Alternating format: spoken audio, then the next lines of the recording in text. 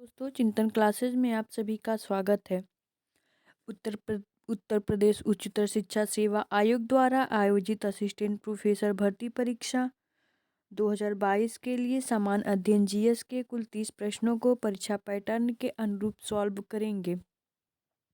Assistant भर्ती परीक्षा में मुख्य विषय के अलावा समान अध्ययन की भूमिका अत्यंत ही महत्वपूर्ण है, इसलिए इस खंड को तैयार करना बहुत ही ज़रूरी है।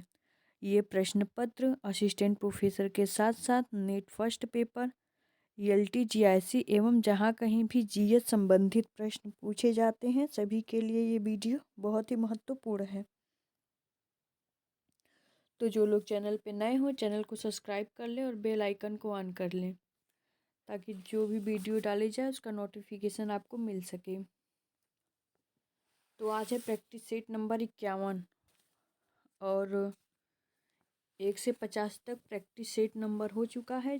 तो जो लोग ना देखें चिंतन क्लासेस में जाके देख सकते हैं। तो वीडियो ज़्यादा से ज़्यादा वीडियो को शेयर करें, लाइक करें और कमेंट करें। तो आइए शुरू करते हैं प्रैक्टिस सेट नंबर 51। तो एक बता दें कि प्रैक्टिस सेट नंबर 50 का प्रश्न नंबर 29 था। उसमें जो उसका मैंने बताया था ऑप्शन सी है, तो उसका गलत बता दिया था मैंने, उसका डी हो जाएगा ऑप्शन। तो उसमें तात्या टोपे सही था ऑप्शन में, मैंने गलती से बता दिया डी, तो उसके लिए सॉरी। तो आप लोग ऐसे ही कमेंट करके बताते रहिए कि क्या सही है और क्या गलत है। तो आइए शुरू करते हैं प्रैक्टिस सेट नंबर 51 का प्रश्न नंबर पहला। प्रश्न नंबर पहला है, निम्नलिखित में से कौन सा प्रत्यक्ष कर है। तो प्रत्यक्ष कर पूछ रहा है, तो ये हो जाएगा, ये जो है संपदा कर। प्रश्न नंबर पहला का ऑप्शन नंबर डी हो जाएगा। तो कौन सा प्रत्यक्ष कर है, तो वो है संपदा कर। नेक्स्ट प्रश्न नंबर दूसरा है, भारत में आमदनी पर कर की शुरुआत किसने की थी। तो भारत में आमदनी पर कर की शुरुआत किसने की थी, तो हो जाएगा जेम्स विल्सन ने। प्रश्न नंबर दूसरा का हो जाएगा ऑप्शन नंबर सी हो जाएगा। भारत में आमदनी पर कर की शुरुआत जेम्स विल्सन ने की थी। नेक्स्ट प्रश्न नंबर 3 है, न्यूनतम समर्थन मूल्य का निर्धारक है। तो न्यूनतम समर्थन मूल्य का निर्धारक क्या है, तो हो जाएगा कृषि लागत एवं मूल्य आयोग। प्रश्न नंबर 3 का हो जाएगा ऑप्शन नंबर सी हो जाएगा। न्यूनतम समर्थन मूल्य का निर्धारक है तो कृषि लागत एवं मूल्य आयोग है। नेक्स्ट प्रश्न नंबर 4 है। प्रश्न नंबर 4, हाँ, भारत अपने कुल घरेलू कॉफी उत्पाद का कितना प्रतिशत हिस्सा विदेशों को निर्यात कर देता है। तो इसका हो जाएगा ये 40% हिस्सा जो है विदेशों को निर्यात कर देता है। तो प्रश्न नंबर 4 का हो जाएगा ऑप्शन नंबर ए हो जाएगा। भारत अपने कुल घरेलू कॉफी उत्पाद का 40% हिस्सा विदेशों को निर्यात कर देता है। नेक्स्ट प्रश्न नंबर 5 है, महिला महिला विश्व बॉक्सिंग चैंपियनशिप 2023 की मेजबानी कौन सा देश करेगा। तो ये करंट से संबंधित प्रश्न है, तो इसका हो जाएगा भारत करेगा। प्रश्न नंबर 5 का हो जाएगा ऑप्शन नंबर ए हो जाएगा। तो ये करंट से संबंधित प्रश्न है, तो इसके बारे में थोड़ा सा जान लेते हैं। भारत को महिला विश्व बॉक्सिंग चैंपियनशिप 2022 की मेजबानी मिली है। नई दिल्ली में इस टूर्नामेंट का आयोजन होगा। वर्ष 2006 और 2018 में नई दिल्ली में ही टूर्नामेंट का आयोजन हो चुका है। तो इससे पहले 2 बार हो चुका है, तो ये 2023 में होगा तीसरी बार। नेक्स्ट प्रश्न नंबर 6 है, 9 नवंबर से 19 नवंबर 2022 को 15वीं एशियाई एयरगन चैंपियनशिप कहाँ आयोजित की गई है। तो ये कहाँ आयोजित की गई है, तो दक्षिण कोरिया में। प्रश्न नंबर 6 का हो जाएगा ऑप्शन नंबर डी हो जाएगा। 9 नवंबर से 19 नवंबर 2022 को 15वीं एशियाई एयरगन चैंपियनशिप दक्षिण कोरिया में आयोजित की गई है। नेक्स्ट प्रश्न थोड़ा सा इसके बारे में भी जान लेते हैं। तो क्या है, तो 9 से 19 नवंबर 2022 को 15वीं एशियाई एयरगन चैंपियनशिप का आयोजन दक्षिण कोरिया के दाएगू शहर में किया गया है। मनु भाकर, मेहुली घोष, अर्जुन बबूता और दिव्यांश सिंह पवार सहित भारत के कुल 36 निशानेबाजों ने इस चैंपियनशिप में हिस्सा लिया है। तो इसमें 36 लोगों ने हिस्सा लिया है। नेक्स्ट प्रश्न नंबर 7 है। प्रश्न नंबर 7, 10 नवंबर 2022 को किस देश ने दूसरी बिम्स्टेक कृषि मंत्री स्तरीय बैठक की मेजबानी की है? तो 7 का हो जाएगा, ये कौन सा देश है? तो ये है भारत। प्रश्न नंबर 7 का हो जाएगा ऑप्शन नंबर सी हो जाएगा। 10 नवंबर 2022 को भारत देश ने दूसरी बिम्स्टेक कृषि मंत्री स्तरीय बैठक की मेजबानी की है। इसके बारे में थोड़ा सा आइए जान लेते हैं। 10 नवंबर 2022 को भारत ने केंद्रीय कृषि और किसान कल्याण मंत्री नरेंद्र सिंह तोमर की अध्यक्षता में नई दिल्ली में बहुक्षेत्रीय तकनीकी और आर्थिक सहयोग बिम्स्टेक के लिए बंगाल की खाड़ी पहल की दूसरी कृषि मंत्री स्तरीय बैठक की मेजबानी की है। बैठक में भूटान, बांग्लादेश, नेपाल, म्यांमार, श्रीलंका और थाईलैंड के कृषि मंत्रियों ने भाग लिया है। तो इसमें भूटान, बांग्लादेश, नेपाल, म्यांमार, श्रीलंका और थाईलैंड के कृषि मंत्रियों ने भाग लिया था। नेक्स्ट प्रश्न नंबर 8, प्रतिवर्ष राष्ट्रीय शिक्षा दिवस कब मनाया जाता है? तो इसका हो जाएगा 11 नवंबर को। प्रश्न नंबर 8 का हो जाएगा 11 नवंबर को। तो इसके बारे में भी थोड़ा सा जान लेते हैं। प्रतिवर्ष 11 नवंबर को स्वतंत्र भारत के पहले शिक्षा मंत्री, तो कौन थे वो? मौलाना अबुल कलाम आज़ाद की जयंती के उपलक्ष्य में राष्ट्रीय शिक्षा दिवस मनाया जाता है। तो कब मनाया जाता है? 11 नवंबर को। तो शिक्षा के महत्व के उद्देश्य से भारत के शैक्षणिक संस्थानों में सेमिनार, निबंध लेखन आदि का आयोजन किया जाता है। मौलाना आज़ाद को मरणोपरांत वर्ष 1992 में भारत रत्न से सम्मानित किया गया था। पहले राष्ट्रीय शिक्षा दिवस राष्ट्रपति प्रतिभा पाटिल ने 11 नवंबर 2008 को विज्ञान भवन नई दिल्ली में किया था। तो आइए नेक्स्ट प्रश्न देखते हैं। प्रश्न नंबर 9 है, उर्वरक के अत्यधिक प्रयोग से होता है। तो उर्वरक के अत्यधिक प्रयोग से क्या होता है? तो हो जाएगा उपर्युक्त सभी।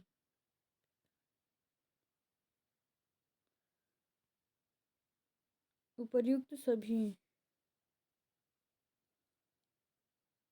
ये विदा प्रदूषण क्या है, इसके बारे में हम कल बताएंगे क्योंकि ये प्रिंटिंग मिस्टेक थोड़ा सा कुछ। जल प्रदूषण, वायु प्रदूषण, मृदा प्रदूषण, सॉरी ये मृदा प्रदूषण है। तो ये मृदा को विदा प्रदूषण हो गया है, सॉरी, यहाँ मृदा प्रदूषण है। ये मृदा प्रदूषण, जल प्रदूषण, वायु प्रदूषण तीनों होता है। नेक्स्ट प्रश्न नंबर 10 है, निम्नलिखित में से कौन अधिकतम ध्वनि प्रदूषण का कारण है? तो कौन है तो अधिकतम ध्वनि प्रदूषण का कारण? तो हो जाएगा, इसका हो जाएगा जेट उड़ान। प्रश्न नंबर 10 का हो जाएगा ऑप्शन नंबर डी हो जाएगा। निम्नलिखित में से कौन अधिकतम ध्वनि प्रदूषण का कारण है? तो जेट उड़ान। नेक्स्ट प्रश्न नंबर 11 है। थोड़ा सा बड़ा प्रश्न है तो थोड़ा सा छोटा करना पड़ेगा। निम्नलिखित में से कौन सामान्य परिस्थिति में वृक्षों के पत्तों की सरसराहट का डेसिबल स्तर प्रदर्शित करता है? तो ये कौन सा है स्तर? तो 20 डेसिबल हो जाएगा। प्रश्न नंबर 11 का ऑप्शन नंबर बी हो जाएगा। तो कौन सामान्य परिस्थिति में वृक्षों के पत्तों की सरसराहट का डेसिबल स्तर प्रदर्शित करता है? तो 20 डेसिबल तक। प्रदर्शित करता है। प्रश्न नंबर 12 है, किस प्रकार के प्रदूषण से बचाव के लिए ग्रीन मफलर का उपयोग किया जाता है? तो 12 का हो जाएगा ऑप्शन नंबर डी हो जाएगा ध्वनि प्रदूषण। तो ध्वनि प्रदूषण के बचाव से ध्वनि प्रदूषण से बचाव के लिए ग्रीन मफलर का उपयोग किया जाता है। नेक्स्ट प्रश्न नंबर 13 है, GATT का तात्पर्य है, ये ICT से संबंधित प्रश्न है। तो GATT का क्या तात्पर्य है, इसका फुल फॉर्म पूछ रहा है। तो 13 का जनरल, जी से general agreement on tariff and trade. 13 का हो जाएगा ऑप्शन नंबर बी हो जाएगा। GATT का तात्पर्य है, तो इसका हो जाएगा general agreement on tariff and trade. तो आइए प्रश्न नंबर 24 है, BMD परीक्षण किया जाता है। परीक्षण किया जाता है किसकी पहचान करने, मतलब पूछ रहा है BMD परीक्षण किया जाता है किसकी पहचान के लिए। तो प्रश्न नंबर 14 है, इसका हो जाएगा ऑस्टियोपोरोसिस। प्रश्न नंबर 14 का ऑप्शन नंबर सी हो जाएगा। BMD परीक्षण ऑस्टियोपोरोसिस की पहचान के लिए किया जाता है। तो आप लोग कमेंट करके बताइएगा कि ऑस्टियोपोरोसिस ये किसको होता है, वयस्क को होता है या वृद्ध को? ये हड्डियों में होने वाला रोग है, विटामिन डी की कमी से होता है ये रोग। तो आप लोग इसको कमेंट करके बताइएगा। नेक्स्ट प्रश्न नंबर 15 है, जैविक सिस्टम में रासायनिक क्रिया की प्रक्रिया को तेज करने में उत्तरदायी पदार्थ है। तो कौन सा पदार्थ उत्तरदायी है? तो हो जाएगा इसका हो जाएगा एंजाइम है। 15 का हो जाएगा ऑप्शन नंबर सी हो जाएगा। जैविक सिस्टम में रासायनिक क्रिया की प्रक्रिया को तेज करने में उत्तरदायी पदार्थ एंजाइम है। नेक्स्ट प्रश्न नंबर 16 है,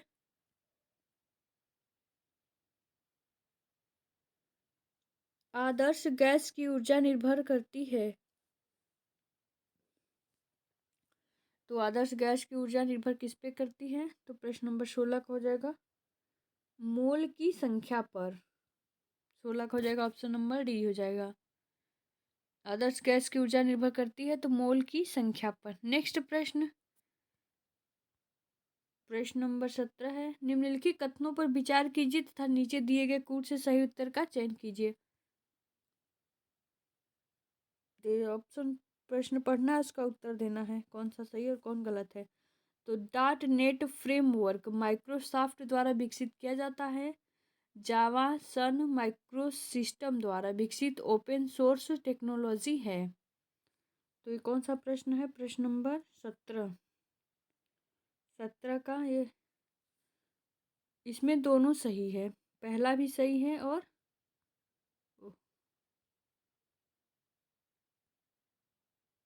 तो इसमें दोनों सही, पहला भी सही है, ये भी सही है और ये भी सही है। तो इसमें एक और दो दोनों सही। प्रश्न नंबर 17 का हो जाएगा ऑप्शन नंबर सी हो जाएगा। डॉट नेट फ्रेमवर्क माइक्रोसॉफ्ट द्वारा विकसित किया जाता है, ये भी सही है। और जावा सन माइक्रो सिस्टम द्वारा विकसित ओपन सोर्स टेक्नोलॉजी है, ये भी सही है। नेक्स्ट प्रश्न नंबर 18 है,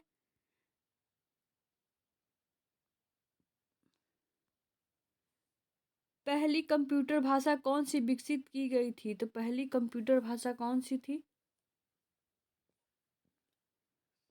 तो ये हो जाएगा फोर्ट्रॉन। पहली भाषा थी ये फोर्ट्रॉन कंप्यूटर भाषा। नेक्स्ट प्रश्न नंबर 19 है, कंप्यूटर में प्रयुक्त आईसी चिप बनी होती है। तो कंप्यूटर में प्रयुक्त आईसी चिप किसकी बनी होती है? तो सेकेंड, प्रश्न नंबर 18 हो गया 19। हाँ, तो ये कंप्यूटर में प्रयुक्त आईसी चिप बनी होती है, तो ये बनी होती है सिलिका की। प्रश्न नंबर 19 का हो जाएगा ऑप्शन नंबर डी हो जाएगा। कंप्यूटर में प्रयुक्त आईसी चिप बनी होती है सिलिका की। नेक्स्ट प्रश्न, प्रश्न नंबर 20 है।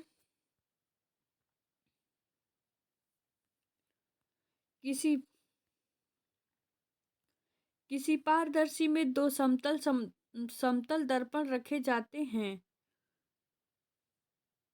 तो ये हो जाएगा एक दूसरे के समानांतर। प्रश्न नंबर 20 का हो जाएगा ऑप्शन नंबर ए हो जाएगा। किसी पारदर्शी में दो समतल दर्पण रखे जाते हैं तो एक दूसरे के समानांतर। नेक्स्ट प्रश्न, प्रश्न नंबर 21 है। जनगणना 2011 के अंतिम आंकड़ों के अनुसार भारत का औसत साक्षरता प्रतिशत है तो उस समय कितनी प्रतिशत साक्षरता प्रतिशत थी? 73%। प्रश्न नंबर 21 का हो जाएगा ऑप्शन नंबर डी हो जाएगा। जनगणना 2011 के अंतिम आंकड़ों के अनुसार भारत की औसत साक्षरता प्रतिशत 73% थी, मतलब उतना है भी। नेक्स्ट प्रश्न, प्रश्न नंबर 22 है। उत्तर प्रदेश में यूरेनियम पाए जाने वाला जिला, मतलब सॉरी फिर से प्रश्न पढ़ते हैं। प्रश्न नंबर 22, उत्तर प्रदेश में यूरेनियम पाए जाने वाला जिला है तो वो कौन सा जिला है? तो यह ललितपुर जिला है। प्रश्न नंबर 22 का ऑप्शन नंबर डी हो जाएगा। उत्तर प्रदेश में यूरेनियम पाए जाने वाला जिला है ललितपुर। नेक्स्ट प्रश्न, प्रश्न नंबर 23 है।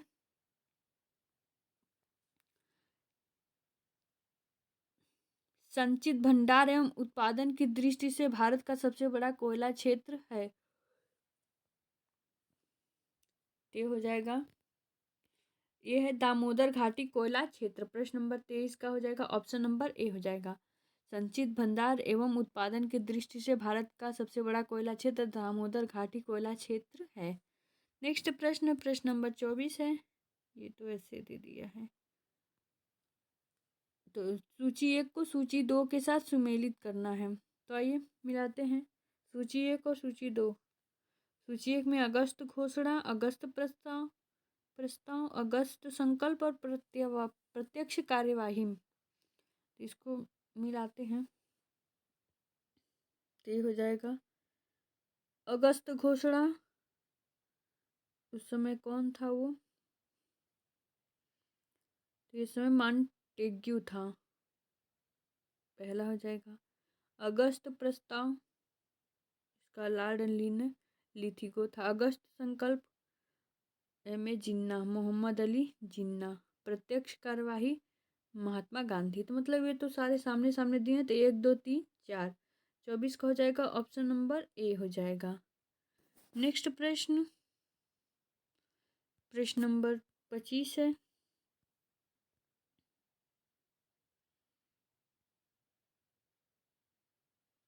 प्रश्न नंबर 25, 1932 में महात्मा गांधी ने मरण पर्यंत उपवास प्रधानतया इसलिए किया कि, तो क्यों किया था उन्होंने? रैमजे मैकडोनाल्ड ने सांप्रदायिक अधिनियम की घोषणा की थी, तो इसी की वजह से गांधी जी ने मरण पर्यंत उपवास प्रधानतया किया था। नेक्स्ट प्रश्न, प्रश्न नंबर 26 है। भारतीय राष्ट्रीय कांग्रेस का लाहौर अधिवेशन 1929 इतिहास में बहुत प्रसिद्ध है, क्यों प्रसिद्ध है? आइए देखते हैं। कांग्रेस ने पूर्ण स्वराज की मांग का एक संकल्प पारित किया। इस अधिवेशन में उग्रवादियों उदारवादियों के बीच झगड़े को सुलझा लिया गया। इस अधिनियम में द्विराष्ट्र मांग के सिद्धांत को अस्वीकार करते हुए एक संकल्प पारित किया गया। तो इस उपर्युक्त में से कौन सा कथन सही है पूछ रहा है। इसमें हो जाएगा केवल एक सही है इसमें, तो इसमें कौन सा केवल एक सही है? तो कांग्रेस ने पूर्ण स्वराज की मांग का एक संकल्प पारित किया था, सिर्फ यही क्वेश्चन, यही मतलब हमारा ऑप्शन सही है, तो इसमें केवल एक सही है। तो इसमें जो प्रश्न नंबर 26 का ऑप्शन नंबर ए हो जाएगा, और ये दोनों गलत है। इसमें इस अधिवेशन में उग्रवादियों उदारवादियों के बीच झगड़े को सुलझा लिया गया, ये भी गलत है। इस अधिनियम में द्विराष्ट्र मांग के सिद्धांत को अस्वीकार करते एक संकल्प पारित किया गया, ये भी कथन गलत है। नेक्स्ट प्रश्न नंबर 27 है, क्रियानिष्ठ शोध है। तो क्रियानिष्ठ शोध क्या है? तो ये ऐसा शोध है जिसमें तात्कालिक समस्याओं को हल करने के लिए इसका उपयोग किया जाता है। तो क्रियानिष्ठ शोध है, तो वह शोध भी हो जाएगा, 27 का हो जाएगा। शोध जिसे तात्कालिक समस्याओं को हल करने के लिए किया जाए, क्रियानिष्ठ शोध कहलाता है। नेक्स्ट प्रश्न नंबर 28 है,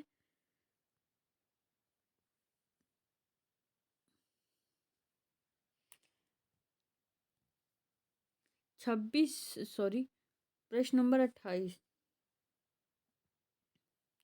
संविधान को 26 जनवरी के दिन लागू करने का निर्णय इसलिए किया गया था। तो क्यों किया गया था? तो ये किया गया था, इसका हो जाएगा ऑप्शन नंबर ए हो जाएगा सही। प्रश्न नंबर 28 है ना?